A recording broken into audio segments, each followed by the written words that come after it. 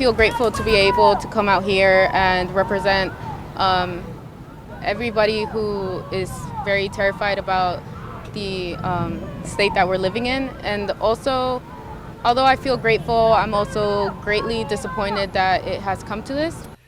Well, demonstrations gathered along Buford Highway to show support for those opposing immigration raids in Los Angeles. But the protest in Brookhaven Tuesday night ended in arrests. Police warned the crowd to disperse by 9:30, but some remained and began throwing rocks, fireworks, and other objects.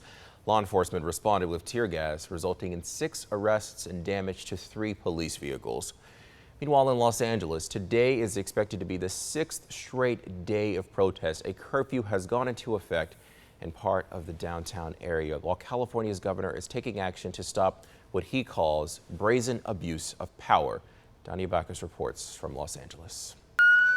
Authorities in Los Angeles are calling their new curfew a success following another night of protest against President Trump's immigration crackdown.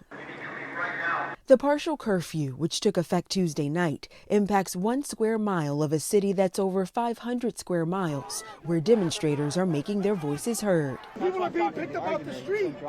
They're being snatched up out of Home Depots and Walmarts. Over the past few days, the LAPD has carried out more than 300 arrests amid isolated instances of violence and looting. If you do not live or work in downtown LA, avoid the area. This morning, Attorney General Pam Bondi revealed the Trump administration will seek to prosecute looters at the federal level. If you loot a store, we are going to charge you with robbery under the Hobbs Act, and you're looking at maximum 20 years in prison. The development comes just days after President Trump mobilized 4,000 National Guard troops to secure federal buildings in LA and 700 Marines, now stationed more than 20 miles away. We don't need the National Guard, and they're not here to help us right now. They're here to facilitate what the federal agencies are doing on the immigration front. California Governor Gavin Newsom shared those sentiments. We do not want our streets militarized by our own armed forces. A federal judge is set to hold a hearing Thursday over the governor's request to block the Trump administration from using troops in LA.